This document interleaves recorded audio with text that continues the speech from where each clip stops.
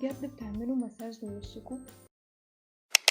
قبل الوقفة قررت ارجع حياتي لنظامها. لو لسه ما جهزتيش للعيد الفيديو ده ليكي، بما انه لازم نجهز للعيد وكده قلت ليه ما عملتش ده معاكم، بحيث انه اتحمس، لان التصوير بيحمسني وفي نفس الوقت ممكن يكون موتيفيشن لحد انه يتحرك، ما هوش قادر يتحرك، مش قادر يعمل اي حاجة، بس يعمل فعاليات عشان يحتفل بالعيد. هنعمل ده سوا.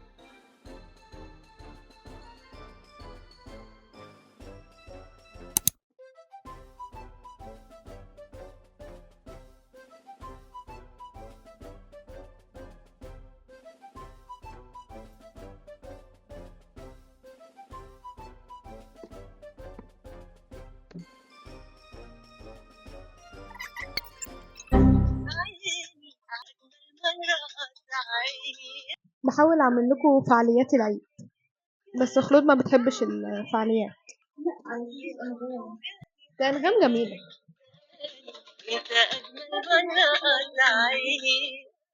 بارده يا بنت. ازيك؟ كنت الكادر بتاعها كده.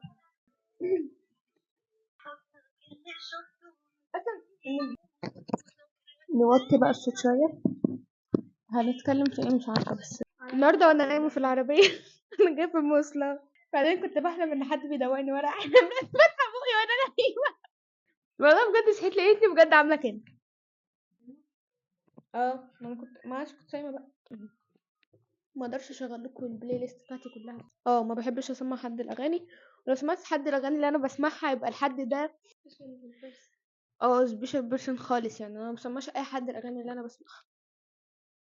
واشربوا ميه كتير. انا في حاجات عايزه ارتبها عشان في حاجات ضايعه مني، محتاجه من ساعه ما جيت من السكن وانا ماليش مكان في البيت ده، فمحتاجه ارجع تاني للروتين ان انا اعمل لي مكان في البيت، عشان هم لغوا مكاني ولغوا حاجتي. ابتدى كان داخل في بقي.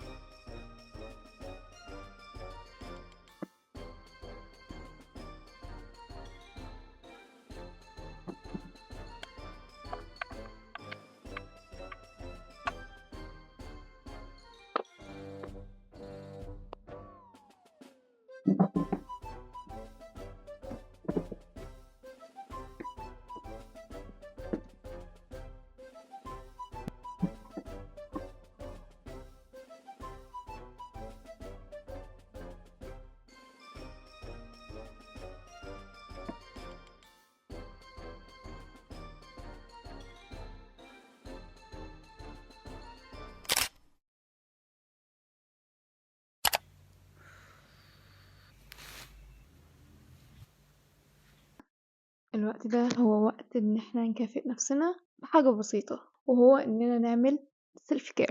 لو انتوا بعد تجهيزات كتير وبعد يوم زحمة وعملت حاجات كتير في اخر اليوم، حاولوا ان انتوا او بعد ما تخلصوا، هو انا لسه مخلصتش بس انا مجزأة الحاجات دي على ايام تنظيف يعني، والحاجات اللي انا عايزة اجهزها على ايام، بس خلصت جزء كبير النهاردة فالحمد لله، ده بروجرس حلو. فانا استاهل ان اكافئ نفسي دلوقتي، وعايزة اعمل سكين كير. الكريم بتاع الشعر اللي انا كنت عامله له انبوكسنج معاكم في اخر فيديو حلو جدا وتحفه، اسمه سترونج فيل، عشان كان في حد كان سألني عليه، مش فاكره كان بكام، كان حد برضه سألني على السعر بس مش فاكره كان بكام، ولا انا حطيت السعر، انا حطيت السعر تقريبا. سترونج فيل تحفه بصراحه. روتين اليوم العادي او السكين كير في روتين اليوم العادي بيكون في جواشة بشكل يومي، لازم بشكل يومي استخدم الجواشة. كان قبل كده كنت موقفاها بس اول ما جبتها مش قادرة ابطل بصراحة، عشان في كان حد سألني ازاي نستخدم الجواشة. فالمفروض لما تيجي تستخدموا الجواشة تحط، يا اما بتحطوا مويسترايزر، يا اما بتحطوا سيرم بيرطب، يا اما بتحطوا زيت جونسون مثلا. مش انا اللي جايباه، اختي اللي جايباه، ماليش دعوة، قطعة، انا عارفة ان هو قطعة. في حاجة كمان ممكن تستخدموا جل صبار. عايزة في الآخر أحط الأي ماسك ده، وبعدين تروحوا جايبين الجواشة وتكونوا غاسلينها كويس، أو تكونوا غاسلينها من آخر مرة، بس أنا بحب إن أنا أغسلها تاني برضو، يعني أحب إن أنا أغسلها تاني كمان مرة، فأنا هروح أغسلها دلوقتي.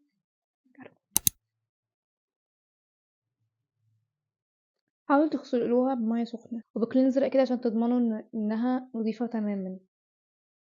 اوكي، أول حاجة أنا بعملها هو إني بستخدم اي حاجه، يعني مش بستخدم، يعني بس مش بستخدم جونسون بس، او بستخدم اي حاجه معينه، انا اي حاجه بلاقيها عندي بترطب وحلوه معايا فخلاص هستخدمها، بس المهم ان بشرتنا ما تكونش جافه، وفي حاجه تسهل مرور الجواشة عليها. المفروض ان انا باخد شويه مثلا احط هنا شويه، يعني مبحبش ملمس البتاع ده على وشي، بس بحسه بيبقى سموث كده مع الجواشة.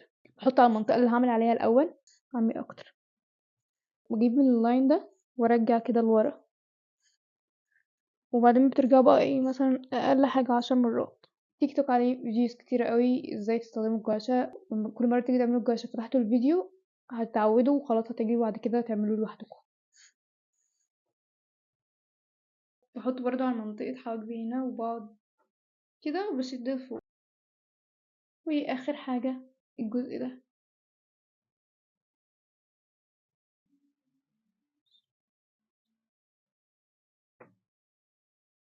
كأنكم بجد بتعملوا مساج لوشكم، وشكوا كده بيرتاح كده وعضلات وشكوا بترتاح. مش عارفة ليه بحس بفرق لما بعمل الجواشة، في لحظتها بحس ان انا وشي. بسمع دايما فيديوز بيقولوا ان الستانلس ستيل، الجواشة الستانلس ستيل نتيجتها اقوى من الستون، ونتائجها احلى من الستون.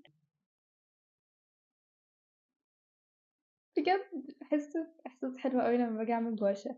واخر حاجة بحط هنا الجزء ده، بعمل بيه هنا كده. موضوع صعب وانا لابسة الطرحة بصراحة. ونفس الموضوع في الجزء التاني، اللي بنعمله هنا بنعمله برضو هنا. اتمنى تكونوا فاهمين من شرحي البسيط ده، لكن انا معرفش اشرح جدا بصراحة. انا كده خلصت كل جانب، بعمله 20 مرة، ممكن تعملوا 10، يعني العدد اللي انتوا تحبوه، بس في نتيجة احلى مع الاستمرارية بجد عن تجربة. اخر حاجة هجرب الاي ماسك ده، احطه على عيني قبل ما انام، بس عشان انا خلاص انا عارفة ان انا هحطه وهنام، فانا عايزة اقول لكم حاجة قبل ما الفيديو يخلص. كل سنة وانتم طيبين، عيد سعيد عليكم يا رب دايما. الفلوج ده كان حاجة سريعة واللي هو عشوائية جدا، اتمنى بس لو انتوا بتحبوا النوع ده من الفلوجز بقولولي عشان ابقى اعمله، وقولولي عايزين تشوفوا فيديوز ايه الفترة الجاية، عشان برضو ما عنديش افكار خالص.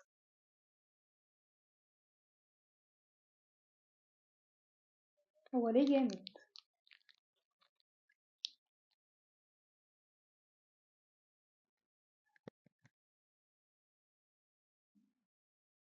مش شايفة، حاسة ان شكلي زي كات وومن. المفروض هقعد بيه قد ايه؟ ربع ساعة صح؟ من 20 ل 30 دقيقة، مش ربع ساعة. دلوقتي كل اللي هعمله ان هقعد من 20 ل 30 دقيقة، لان هو قال لي من 20 ل 30 دقيقة. هاقعد أقرا كتاب لحد ما ييجي وقت السحور.